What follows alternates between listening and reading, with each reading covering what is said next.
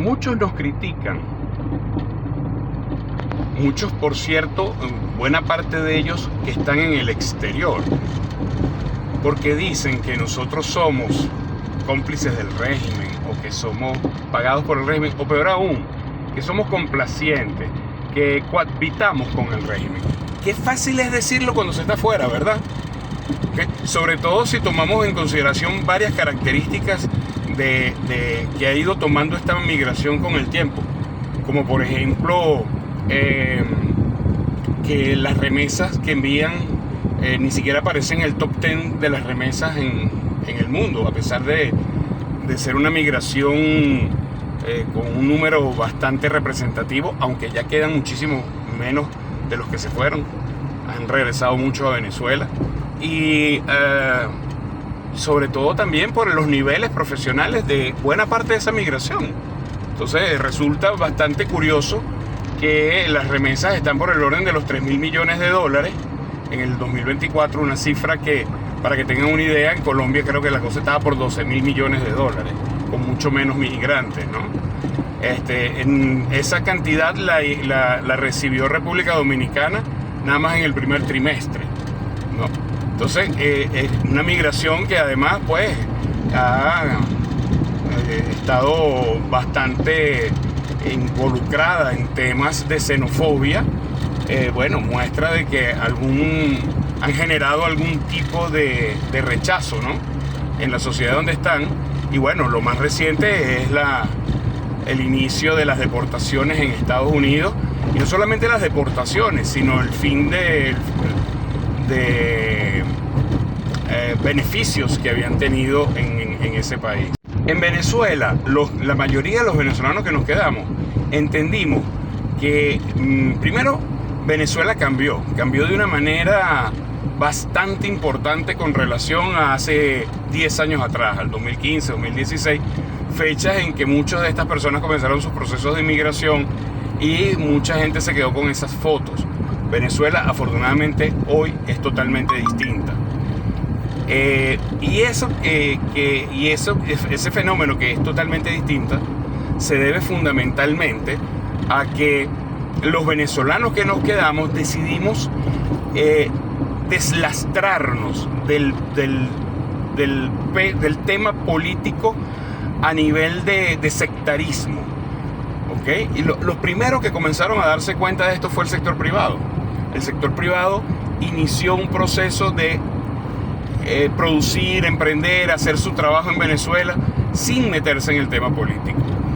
Paralelamente, producto de la crisis, el gobierno hizo un cambio importante en sus políticas económicas, pero muy importante, que afortunadamente han sido correctas y han llevado a un crecimiento que lo dicen los organismos internacionales más representativos como la CEPAL y hasta el propio Fondo Monetario Internacional. Por otro lado, cuando hablan de cohabitar con el régimen, bueno, yo debo recordarles que fue esta oposición extrema la que mandó a abstenerse de votar en las elecciones del 2018, por razón por la cual se le dio la oportunidad nuevamente a Nicolás Maduro de ser presidente. Es decir, si alguien es culpable de que siga el chavismo, fueron esos liderazgos que hoy en día lo encabeza el machadismo, el que obligó a la oposición a no asistir, ¿no?, bajo la presión de la dictadura que se tenía en esa posición. Por cierto, que desde ese entonces llaman a Maduro dictador. No comprendo por qué, por cuanto fuimos nosotros los que no asistimos a esas elecciones. Y ese liderazgo de esa oposición desconoció el árbitro electoral, y por eso consideró que no se debían elecciones. Árbitro electoral que fue el mismo que sí le sirvió para el 2024 montar su tinglado, y es el mismo árbitro electoral que llevó a varios de esos líderes que llamaban abstención a cargos de libre elección popular, como es el caso de María Machado, que fue diputada de la Asamblea Nacional. Entonces, los venezolanos opositores pensantes que nos quedamos en el país, razonando toda nuestra realidad con objetividad, nos dimos cuenta de que el error de político venía de parte nuestra, de parte de nuestro liderazgo opositor. Más sin embargo, 5,5 millones de personas le dieron una oportunidad más al machadismo, votando por su candidato que presentó para estas elecciones, el cual simplemente no ganó. Pero afortunadamente se presentaron muchas otras figuras que iniciaron un proceso de ruptura de esa dictadura y que afortunadamente permitirán reconstruir, junto con otros actores que vayan apareciendo, una nueva oposición. Ahora bien, ¿por qué tender puentes? Bueno, porque la mayoría de los venezolanos que no estamos en los grupos políticos definidos, es decir, en el chavismo o en la extrema derecha fascista radical, que no son, por cierto, esos 5,5 millones de votos, esos fueron votos, más votos castigos que votos de apoyo. Estamos en el centro, estamos en el medio de la avenida, no estamos en ninguna de las dos aceras. Y cuando se está en el medio es el sitio ideal para construir los puentes. ¿Y por qué construir puentes y cohabitar con un régimen dictatorial, asesino de niños, etcétera? Bueno, primero porque hemos descubierto que muchas de las cosas que se habían dicho desde la extrema derecha con relación al chavismo no eran verdad. Y cuidado, yo no estoy diciendo que todo sea falso, no. Sabemos que en el chavismo hay corrupción, sabemos que en el chavismo han habido violaciones de principios y normas fundamentales, pero no son al nivel de los que nos han querido vender estos medios.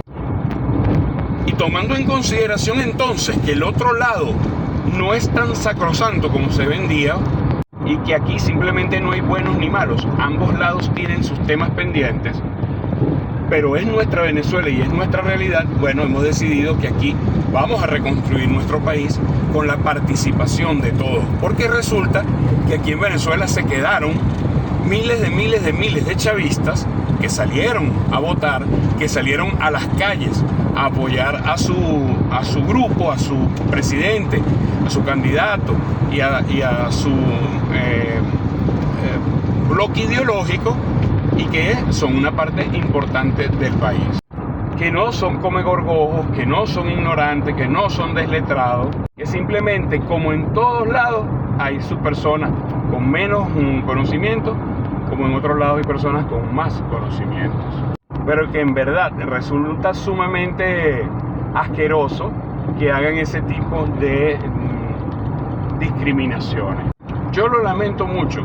Yo no me voy a unir a un grupo de desquiciados que se ponen en un bando a lanzarle piedras al otro bando simplemente porque hacen lo mismo que el otro bando hace. ¿Saben por qué? Porque la extrema derecha resultó ser tan corrupta como pudiéramos decir del chavismo, con la única diferencia es que ellos no tienen acceso a los recursos y asaltaron esos recursos con el apoyo de la comunidad internacional y terminaron robando a esa comunidad internacional que los ayudó. Resulta ser que le pagaron a personas para que salieran a las calles a alzar el pueblo, por cierto que no les salió a apoyarlos, y los incitaron a hacer actos de violencia en el cual llegaron a desvivir a varias personas.